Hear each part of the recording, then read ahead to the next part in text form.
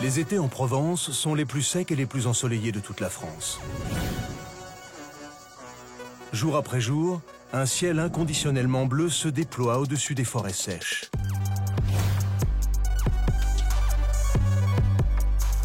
L'équilibre de ces paysages uniques est menacé par un phénomène parfois naturel, mais le plus souvent provoqué par l'homme. Le feu. Les pompiers ont réussi à mettre en place un maillage de plus en plus efficace pour lutter contre les flammes. Des camions postés dans toutes les zones sensibles, des équipes sur le pied de guerre dès que l'été approche. Depuis 10 ans, les gros feux ne surviennent quasiment plus. Mais ils sont de retour. 3 mois avant le lancement de la saison des incendies, les soldats du feu sortent de l'hiver un peu rouillés. Ils reprennent les entraînements en mode intensif, sur la terre, dans l'eau et dans les airs.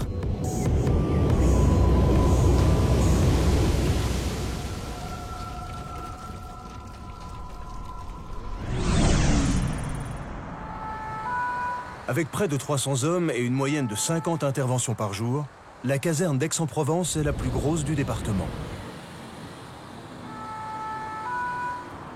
Ce matin, le ciel est gris et la cour tapissée de rouge pour le lancement du premier exercice grandeur nature sur le terrain.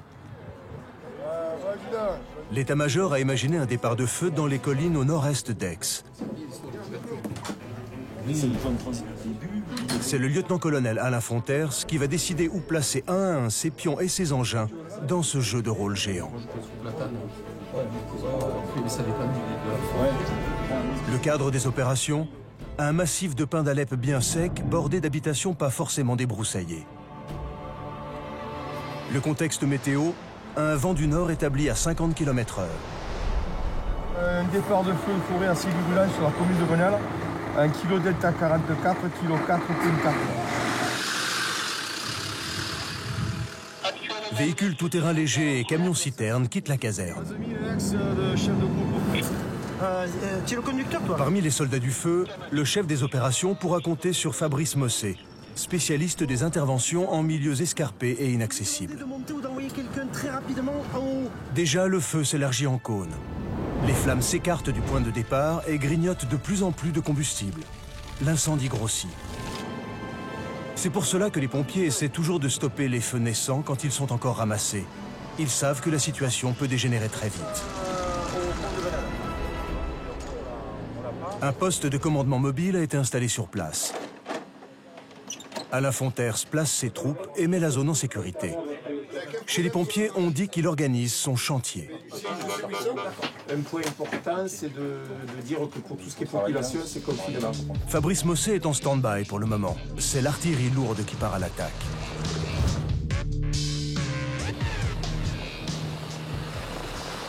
Les 13 000, ce sont les plus gros camions-citernes d'une capacité de 13 000 litres d'eau. Encore faut-il pouvoir rejoindre le feu. Le massif n'est pas très pentu, mais rapidement, les plus gros engins rencontrent des difficultés. On peut pas s'engager. Donc, on est pile là, ok? Faut retourner à la barrière? À la barrière. Eh ouais, mais la barrière, elle est là. Faut retourner carrément. Un peu avant, à la sortie du point d'engagement du tracé vert, là. Tu vois, à peu près. Il est loin, non? Allez, 13 000, le chef de groupe, vous vous engagez là, on va faire demi-tour, on va repartir sur nos pas, on va avoir une mission. Le feu a parcouru en fait toute cette surface et nous n'avons pas pu intervenir sur ce secteur car les engins sont trop importants et au niveau des accès ne passent pas. Voilà donc un petit peu le point de la situation à T+1 heure sur cet exercice. Faute de mieux, les 13 000 sont affectés à la protection d'une piste en prévision de l'arrivée du feu.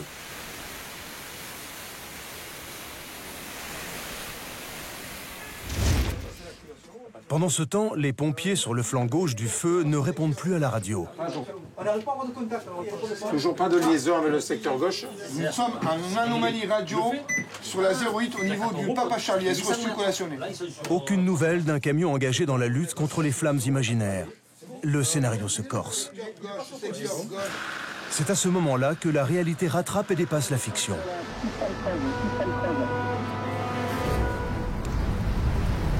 Le chef de secteur avant vient de nous signaler qu'il y a un départ de feu réel sur la commune d'Oriol.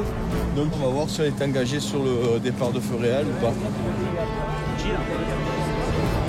L'exercice est aussitôt arrêté. tous les pompiers redirigés vers le massif de la Sainte-Baume. Mossé, qui était en stand-by, est parmi les premiers à partir sur le feu réel. J'ai 2 groupes et 2 moyens isolés. Un feu. Non mais c'est plein de mamelons. Avec un vent bâtard, il va tourner, il va partir dans tous les sens. Le problème c'est que les engagements, on les a pas. Cette fois, ce n'est plus un entraînement. Le théâtre des opérations, un vallon escarpé à la limite du massif forestier. Une maison entourée d'arbres et de garrigues mal débroussaillées. 3000 mètres carrés ont déjà brûlé en moins d'1 heure. Le problème, c'est le vent d'est fort qui souffle et attise les flammes. La pente est tellement raide que les camions ne peuvent pas accéder jusqu'à l'incendie. Troublante similitude entre l'entraînement et le feu réel. Les pompiers ne répètent pas les mêmes erreurs et ne perdent pas de temps avec les gros camions.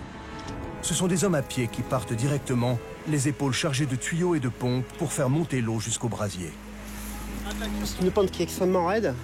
Donc les premiers engins qui sont arrivés sur les lieux ont réussi à établir, mais ils étaient limités en termes de potentiel, aussi bien de personnel que de tuyaux. Avec ces hommes, Mossé déroule 1,7 km de tuyaux pour atteindre le feu dans les broussailles inaccessibles.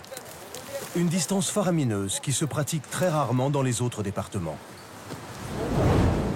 Ce genre de manœuvre est très efficace, mais prend du temps à établir.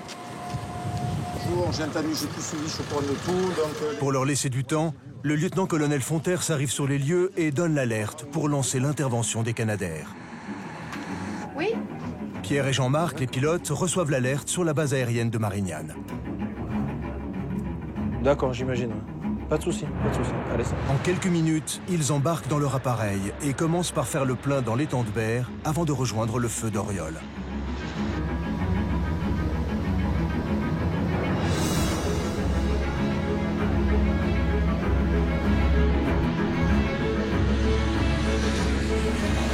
À cause du vent et des turbulences, les Canadair ont du mal à viser juste. Mais leur intervention permet de stopper la progression du feu. Les abords de la maison commençaient à être léchés par les flammes.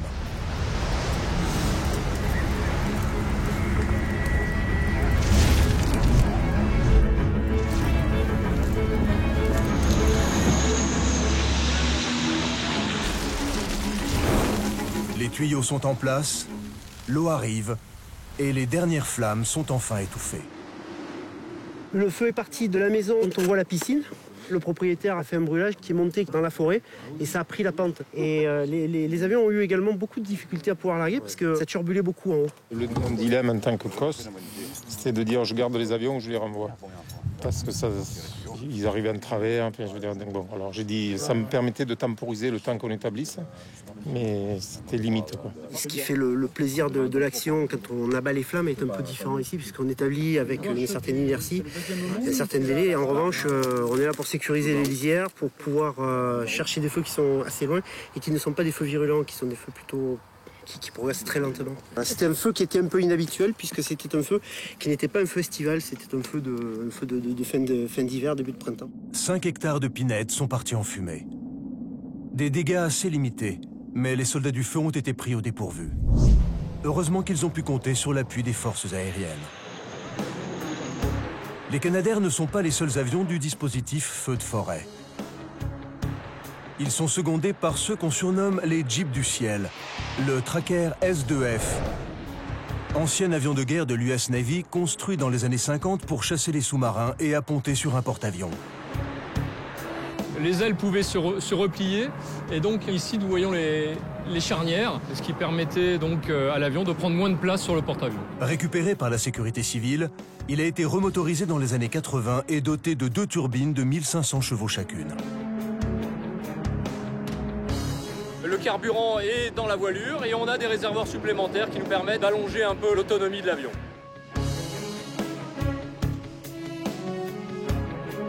Une partie de la carlingue a été découpée et remplacée par 4 soutes qui peuvent contenir 3,5 tonnes de produits retardants de feu. La cuve monte jusque là. Donc maintenant on rentre dans l'avion par le dessus. Quand on était pilote de chasse comme Grégory Pratt, se retrouver sur une Jeep du ciel, forcément ça surprend. été personnellement pilote de Mirage 2000, j'ai fait 20 ans de carrière dans l'armée de l'air.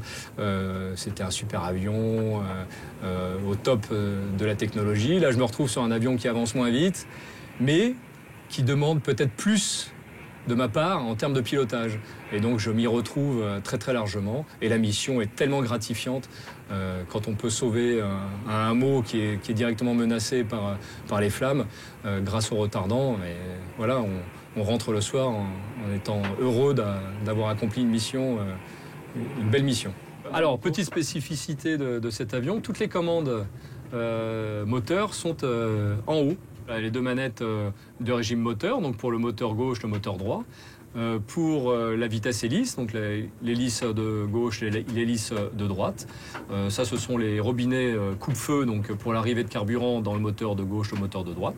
Pour le largage, eh bien, le pilote sélectionne les soutes avec ce rotacteur qui est ici, et pour un appui sur le manche qui se situe à cet endroit-là. L'été, les trackers effectuent un guet aérien armé.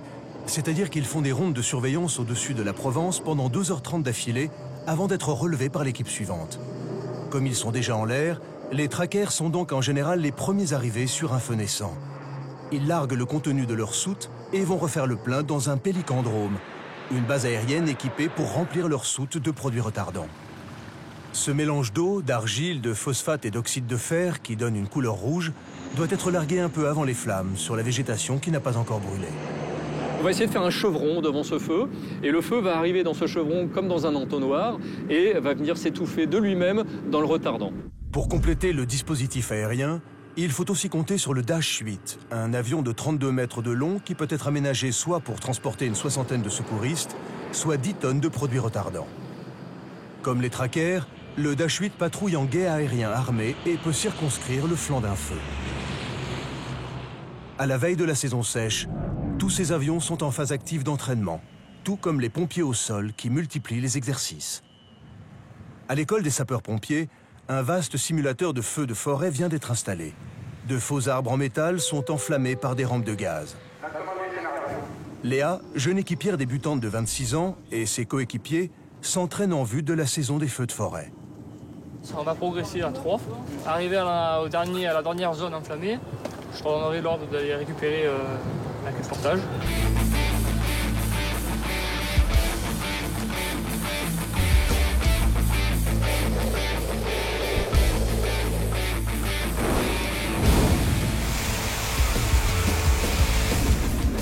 L'exercice du jour, dérouler les lourds tuyaux orange à partir d'un camion jusqu'aux faux arbres en feu et éteindre les flammes de 20 mètres de haut.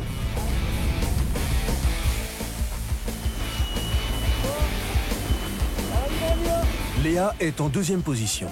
Sa mission, tracter le tuyau pour que le porteur de lance puisse l'orienter en direction des flammes. L'eau est propulsée à 125 litres par minute, soit 7 fois plus de pression qu'un tuyau d'arrosage classique.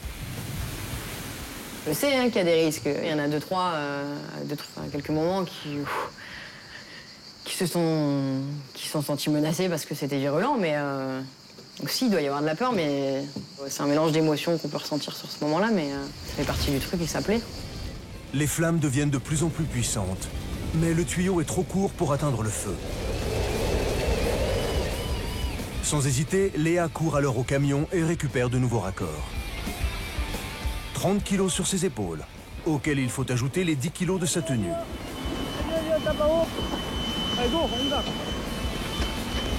Avec cette rallonge, le tuyau peut enfin parvenir jusqu'aux flammes. Le feu est maîtrisé, puis vaincu. Exercice réussi. Léa termine sur les rotules avant de rentrer prendre sa garde à la caserne.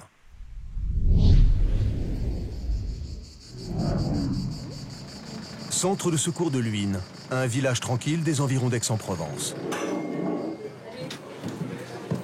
Cette caserne a la particularité de tourner avec peu de pompiers professionnels. Ce sont essentiellement des volontaires comme Léa et son collègue Sébastien qui assurent les gardes. On fait pas mal de secours à personne, surtout en journée, parce qu'on a une grosse zone industrielle. On fait un peu moins de ce qu'on appelle, nous, domicile, c'est-à-dire les interventions dans les villages, à domicile chez les personnes ou dans des appartements, etc. Parce qu'on n'a pas énormément d'appartements en fait sur ce secteur. Donc c'est un peu plus calme la nuit, c'est pour ça qu'on est d'ailleurs que 6 la nuit.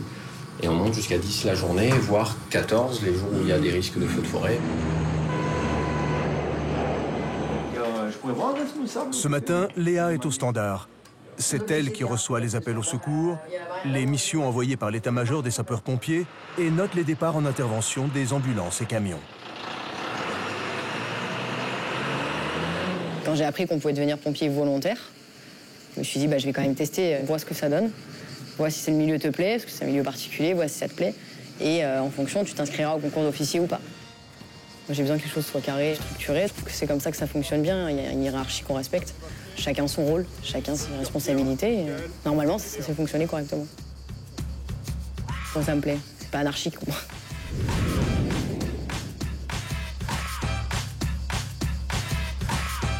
Le quotidien est rythmé par les mêmes séquences invariables. Salut au drapeau, répartition des corvées, gymnastique.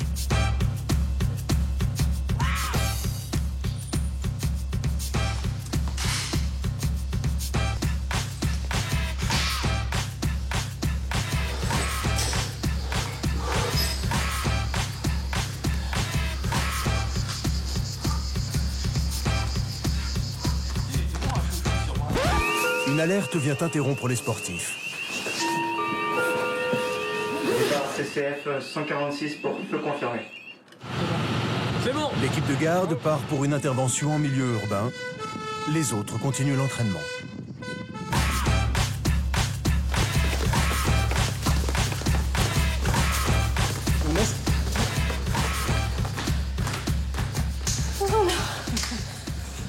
On est souvent interrompu. Enfin, si on arrive à faire des exercices comme ça qui durent 20 minutes, on est... Ça va, généralement.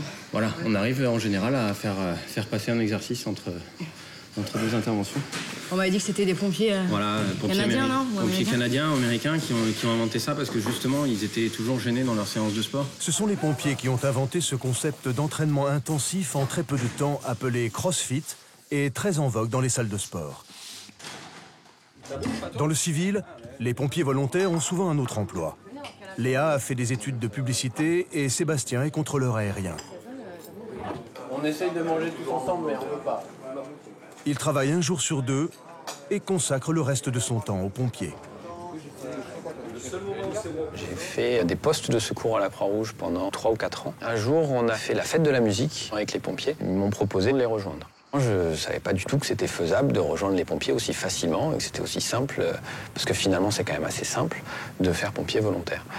Et je voyais encore les pompiers comme des super-héros, comme n'importe quel gamin. L'année d'après, j'avais fini mes formations et j'ai pu commencer au centre de secours de Luynes directement. On va regarder si tout le matériel est à l'intérieur de la caisse et puis on va en profiter pour le tester. Alors, est-ce que tu as bien la pompe électrique ? Léa et Sébastien n'ont pas encore été confrontés à de gros feux depuis qu'ils sont entrés chez les pompiers. Ils attendent leur heure avec un mélange d'anxiété et d'impatience. Tu mets une longueur de tuyau ? Ouais, on a envie d'y aller, on a envie de... Je sais pas pourquoi, pourquoi ça nous éclate, j'en ai aucune idée. Il y a une sorte d'euphorie quand on sait qu'on part sur un gros feu. Même quand on part sur un petit feu, il y en a une. Alors, sur un gros feu, je présume que oui. Mais pourquoi Donc je compte sur cette saison de 2 mois là pour me faire un petit peu la main.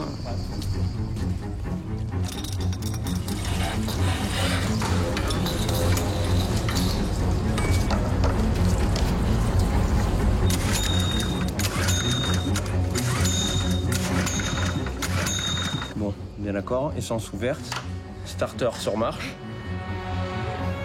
Effectivement, il va falloir se faire la main.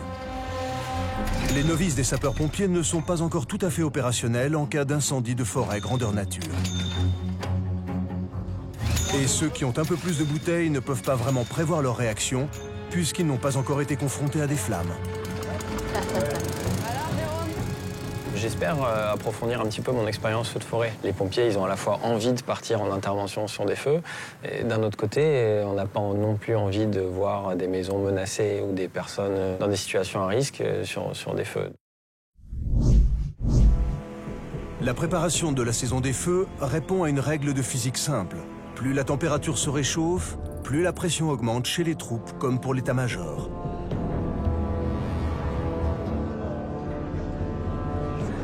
Ce soir, la caserne de la Roque d'Enterron a des allures de tribunal pour le débriefing d'un entraînement grandeur nature qui simulait un feu en pleine forêt. Le président du jury, c'est lui, Jean-Pierre Skilari, chef de la cellule spéciale feu de forêt du département. Mission. Mon père était sapeur-pompier à Aubagne. Je passais mes vacances d'été à la caserne et puis tout naturellement, à 16 ans, j'ai signé mon premier engagement de pompier volontaire à Aubagne. Comme tu l'as dit, on n'est pas sur un feu. Sur un feu, c'est plus facile parce qu'on voit le feu. Lorsqu'on est en exercice... Jean-Pierre est inquiet. Les troupes ne sont pas prêtes. Même si le feu n'était que simulé, les sapeurs-pompiers ont rencontré bien des difficultés aujourd'hui dans les collines. 3 groupes, soit 40 pompiers, des camions-citernes et des véhicules légers sont déployés au sol. Et dans les airs, un hélicoptère et un avion tracker assurent l'extinction d'un feu imaginaire. Minute après minute, le grand chef décortique le déroulé de l'exercice. Comme lors d'un vrai feu, les troupes étaient déployées sur le terrain et la manœuvre gérée depuis ce camion qui faisait office de poste de commandement. Papa Charlie parlait sur la 22. Secteur droit du PC sur la 622 parlait. Malheureusement, ce jour-là, le relais radio mis en place au sommet d'une colline ne semble pas fonctionner. Le chef des opérations de secours passe un temps fou à essayer de joindre ses troupes. Papa Charlie de secteur avant. Vous me recevez? Allô? Oui Guillaume, il faut que tu arrives à contacter Bayeul, soit tu fais le relais sur la 622, enfin plus maintenant, mais ou soit tu le contactes par téléphone pour lui dire qu'il bascule 263. J'arrive à avoir personne. Les communications passent mal dans ces collines escarpées. Mais ce n'est pas le seul problème. Les troupes rouillées après l'hiver ont perdu l'habitude d'employer un vocabulaire d'urgence précis. Le départ de feu se situe à 600 mètres au sud du village de Charleval. D'accord, c'est encore un peu vague.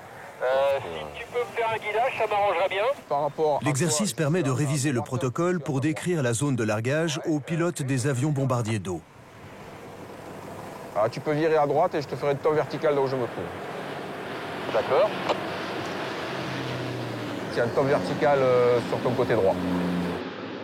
Je devais lui décrire le feu. Bon, je veux bien lui décrire le feu, le cas d'un exercice. Mais lui aussi, il faut qu'il joue virtuel. Alors, attends, le tracker, pendant pas mal de temps, il a essayé de te contacter sur l'air-sol.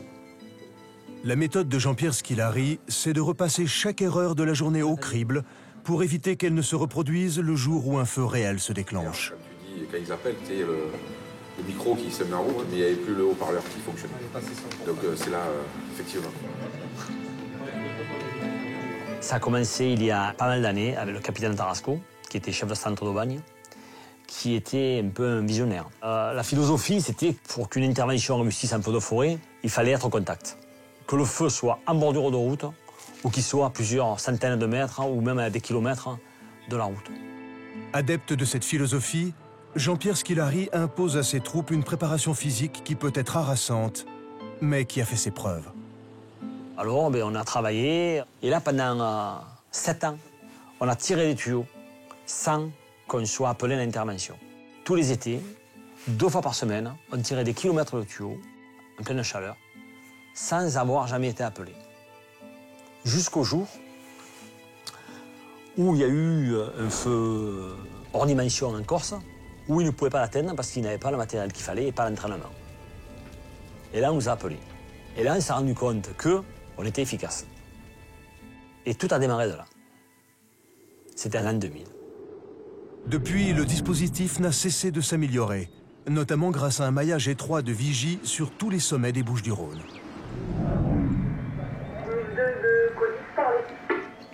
Perchée à 800 mètres d'altitude sur la chaîne de l'Étoile, la vigie du Grand Puège domine toutes les Bouches-du-Rhône. De son observatoire vitré, Yannick Forneau peut guetter n'importe quel endroit du département. On aurait peut-être un départ de feu sur le bord de l'autoroute, à l'instant au niveau du P466. Bien reçu.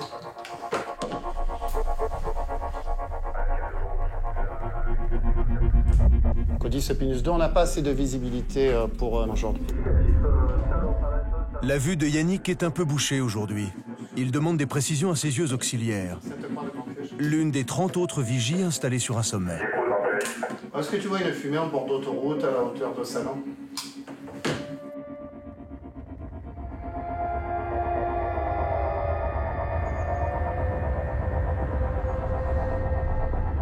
pas commencer à se dire « Oh là là, il va y avoir un feu à tel endroit, sinon on se met à imaginer des feux. Il faut simplement regarder le paysage. De toute façon, les fumées, elles se voient très facilement. Aujourd'hui, l'information ne remontera pas jusqu'à l'état-major. La fumée n'est qu'un nuage de poussière soulevé par des travaux. Cela fait 20 ans que Yannick Fourneau vit perché seul ou avec sa famille pendant 4 mois d'été à l'affût des feux de forêt. Régagnas, c'est de Grand Puège pour météo. 4 mois, les yeux rivés sur le paysage, ça laisse le temps de réfléchir et de réviser ses cours d'histoire.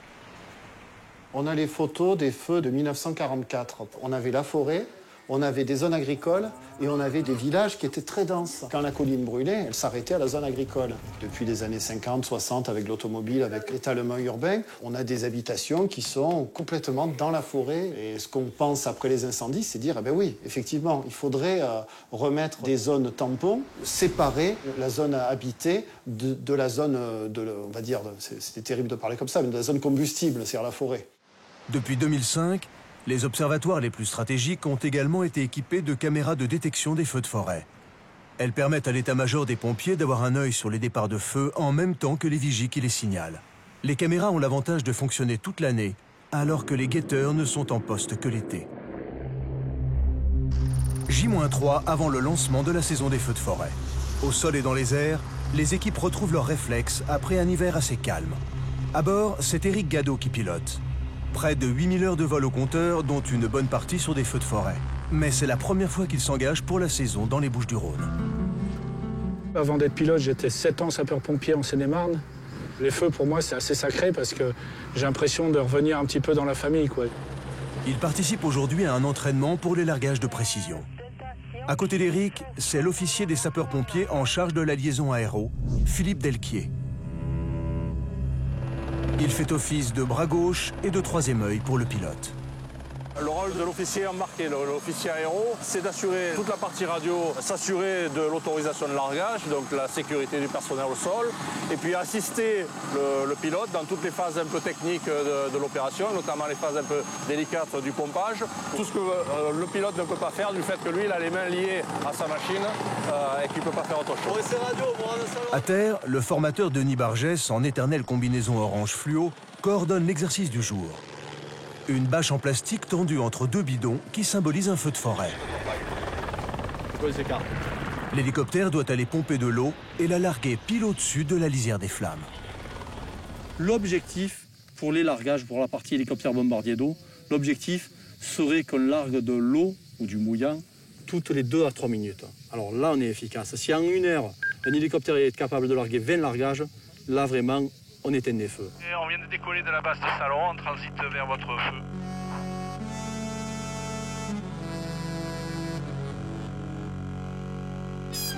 Un autre appareil là qui est dans 8900 qui est dans le tunnel. Avec quoi derrière vous croisez les axes? Ok, bien reçu, visuel sur l'appareil, on va rappelle les gars. L'hélicoptère va pomper l'eau dans une grande citerne en béton prévue en cas d'incendie.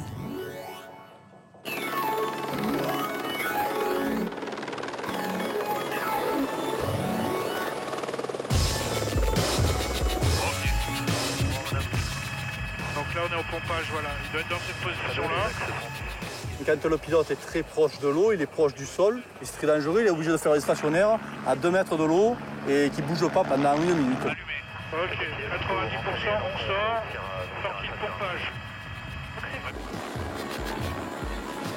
Donc ils veulent un largage du sud vers le nord, sur la bâche qui est la plus au nord, la première, la courbe. Ok.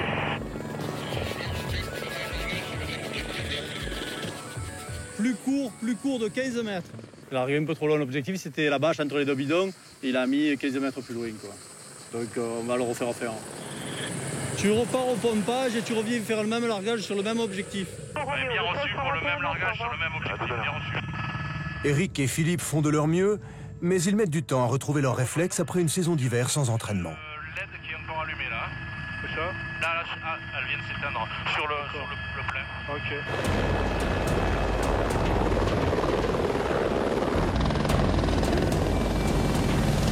Largage légèrement à gauche. Largage du sud vers le nord pour le même objectif,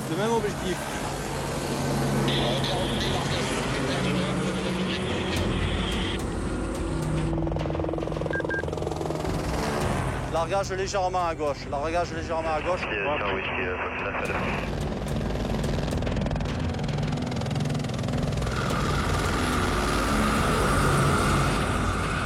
Bon pompage, on te dépasse le foyer de 20 mètres. Oh, dégagez! Jo! Vous les poussez de 20 mètres! Denis Bargès monte en pression. Pour ce grand exigeant, quelques dixièmes de seconde d'avance ou de retard dans le largage, c'est de l'eau répandue en toute inutilité, un feu qui court toujours et des litres de carburant dépensés en pure perte. Un peu long. Il est dans l'axe quand même. Bon. Je suis rentré à 16 ans au pompier volontaire. Et ce qui m'a fait rentrer au pompier volontaire, c'est pour aller combattre les feux de forêt en premier. Je ne supportais pas de voir la forêt brûler autour de moi, quoi, dans la périphérie de ma maison, de mon village. Eric et Philippe ont droit à une dernière chance. Le pompage se déroule sans anicroche. Eric remet les gaz et se présente dans l'axe de la cible. Il attend la dernière minute et déclenche le largage de 1000 litres d'eau. L'objectif est atteint. Ça a été bien et on a pu voir que les derniers largages étaient beaucoup plus précis que les premiers. Un pilote, si toutes les semaines il n'a pas largué, il faut qu'il largue, quoi. C'est comme si un conducteur poids lourd, il ne conduisait pas pendant 2 mois, quoi. Et que du jour au lendemain, on y met un 26 tonnes dans les mains, on y dit allez, repars aujourd'hui. Ben, comme il est chauffeur poids lourd, il sait faire. Mais il y a des choses et des manœuvres qu'il aurait un peu oubliées, quoi. Ouais. Les hélicoptères sont des écureuils B3 S350, petits et maniables. Ils sont équipés d'aménagements spéciaux pour la lutte contre le feu de forêt. La machine en elle-même, elle est composée d'un kit. Je vais charger à peu près 1000 litres d'eau. Avec, on va faire le tour. Avec, vous avez vu tout à l'heure au pompage qu'on trempe la pompe. Il faut 1 minute 15, 1 minute 30 pour arriver à remplir ce réservoir qui est ici. En dessous de ce réservoir, on a 2 trappes. Dès qu'on est au-dessus ou légèrement avant notre objectif, on ouvre les vannes, comme ceci. Quand on pompe dans une petite citerne où il y a juste une trappe qui fait 1 mètre sur 1 mètre pour descendre ça, et ben on va viser à l'aide des rétroviseurs, on va aller la mettre dedans tranquillement et on va pouvoir la surveiller. Ça, c'est très avantageux parce qu'on fait des beaux largages, c'est plus facile. C'est très avantageux le kit. L'inconvénient, c'est qu'on ne peut rien accrocher dessous. Alors que l'autre machine, on peut porter des charges ou on peut accrocher le bambi. Le bambi, on le démonte à volonté, quoi. Mais c'est plus difficile à larguer. Et il faut être plus entraîné pour larguer avec un bambi qu'avec un kit. C'est plus difficile. La suite de la journée se déroule à l'école des sapeurs-pompiers, où les équipiers débutants, comme les officiers aguerris, sont obligés de réviser et repasser leurs qualifications chaque année. Philippe Delquier s'est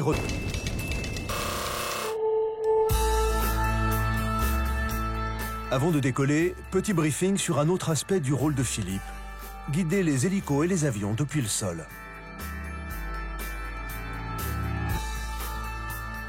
Lorsqu'on est amené à avoir les 2 types d'aéronefs, que ce soit les avions ou les hélicos, bien sûr on donne la priorité aux avions bombardiers d'eau.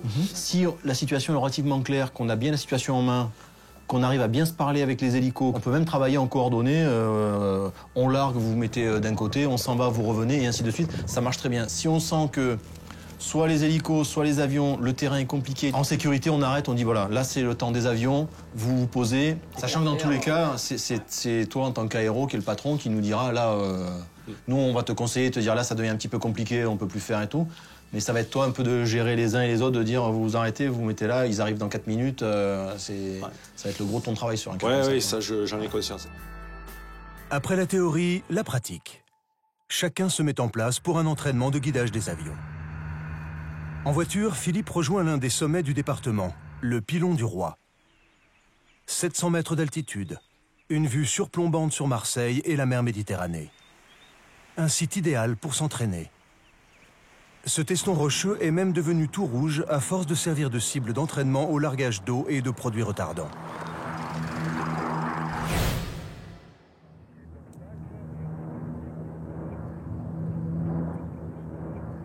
Dans les airs, Pierre Chicha, ancien pilote de chasse de l'armée de l'air reconverti en pilote de Canadair. Ok, 54-45 branché. Vérifiez. Transport, bonjour, Pélican 45, Delta 9. Pierre a troqué les missiles contre des soutes remplies d'eau. Il ne va plus à la guerre, mais lutte contre les feux de forêt. On va se limiter à 62 soirs. Là, ça turbule pas mal. Derrière le pilon, certainement qu'on va être sous le vent, donc ça va turbuler pas mal, on verra. Aujourd'hui, Pierre forme un nouveau pilote aux subtilités du Canadair. 45, écoute. À force d'observer la Provence depuis le ciel, Pierre Chicha est inquiet pour l'été qui se prépare.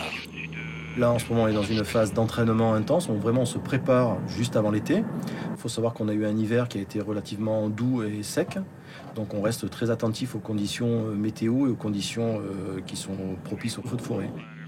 Alors on est bien, on va arriver, intercepte ton plan, et malgré le vent, tu essaies de garder ta... Oui, le Pélican 34 de l'aéro, donc je te signale les obstacles sur ce lieu d'exercice. Donc tu as une ligne haute tension orientée nord-ouest-sud-est qui est au nord du chantier. Au nord du chantier. Ici entre deux, c'est l'endroit le plus mauvais là, c'est là où ça tombe, là-bas, ouais. J'aimerais que tu me fasses un largage entre le plateau et la ligne haute tension. Donc au nord du plateau, tu as un petit col et je souhaiterais que tu fasses un largage dans ce secteur. Les Canadair sont les avions les plus emblématiques de la lutte contre les feux de forêt. Il y en a 12. Installés jusqu'en 2017 sur l'aéroport de Marseille-Provence, avant de déménager à Nîmes, plus central pour desservir tout le sud de la France.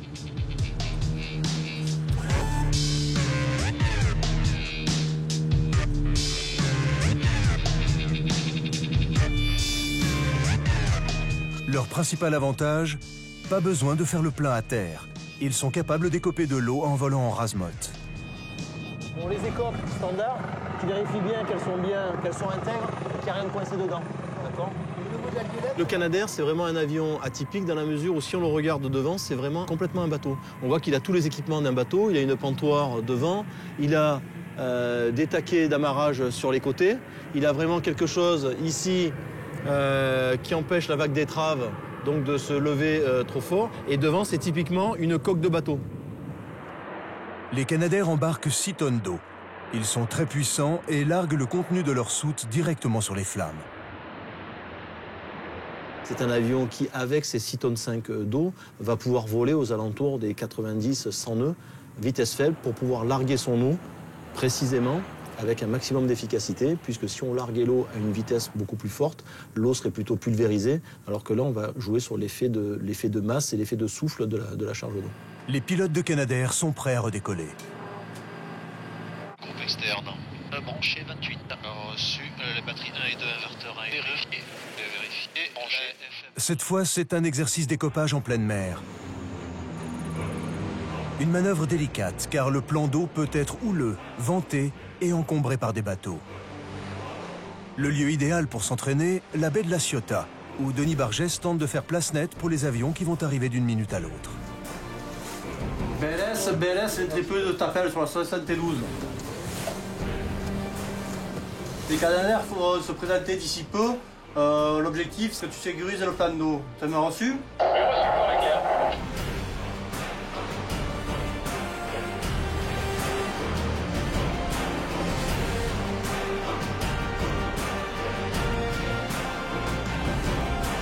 Le gros là derrière. On va aller prévenir les bateaux qui sont là. Et pour vous informer qu'il y a des Canadair qui vont venir travailler sur le plan d'eau. Donc d'être vigilant s'il vous plaît. Allez, ok. Voilà, et on va aller prévenir le bateau qui est ici.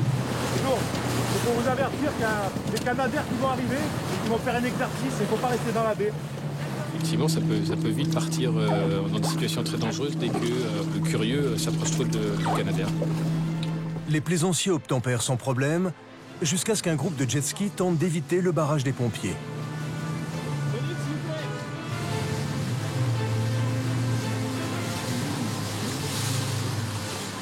Ils sont interceptés de justesse. Il y a des Canadair qui vont venir écoper sur le plan d'eau là. D'accord? Donc s'il vous plaît, vous restez pas trop dans la zone et soyez vigilants. Oh, dégagez! Dégagez, ils reviennent là! Merci à vous. Enfin, la silhouette des Canadair se dessine dans le ciel. Une Noria de 7, parfaitement alignée, parfaitement synchronisée. Un véritable balai aérien.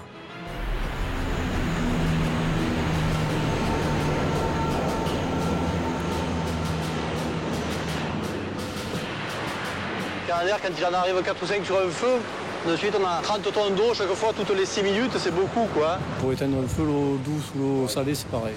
Ça n'a pas de contre-indication, ça ne nous nuit pas. Bon, putain, la végétation n'apprécie pas trop, mais il vaut mieux quand même qu'elle soit mouillée par de l'eau salée que brûlée, quoi. Un vent du sud-ouest s'engouffre dans la baie, formant un train de houle assez haché. Des rafales se lèvent à 50 km/h. Là, c'est des conditions qui ne sont pas optimales pour les copages de Canadair. Le Canadair rebondit, parce qu'il rebondit sur les vagues. Le Canadair est maniable et pratique à piloter, mais les pilotes ressentent avec force les turbulences extérieures. Et donc des conditions pas faciles, des copages avec une houle un peu pénalisante. Avec une force de vent comme ça, tout de suite tu le sens. En plus, il y a des rafales dedans là. L'exercice est presque terminé quand soudain un jet ski du groupe de rebelles réapparaît sur l'horizon. Cet inconscient veut faire des photos de Canadair et fonce droit sur la trajectoire de l'avion. Ah, c'est pas terrible, hein.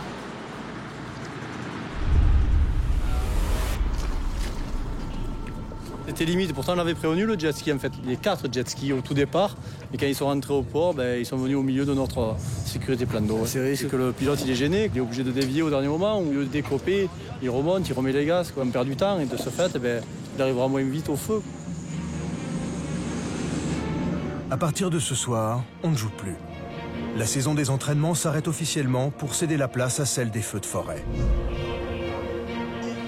Les pompiers ont déjà été mis à l'épreuve alors qu'ils ne s'y attendaient pas. Ils semblent aujourd'hui prêts à affronter l'été particulièrement chaud qui s'annonce. Mais l'entraînement n'est pas tout. Ceux qui n'ont jamais connu d'incendie seront-ils assez forts moralement pour encaisser la violence d'un feu de forêt ?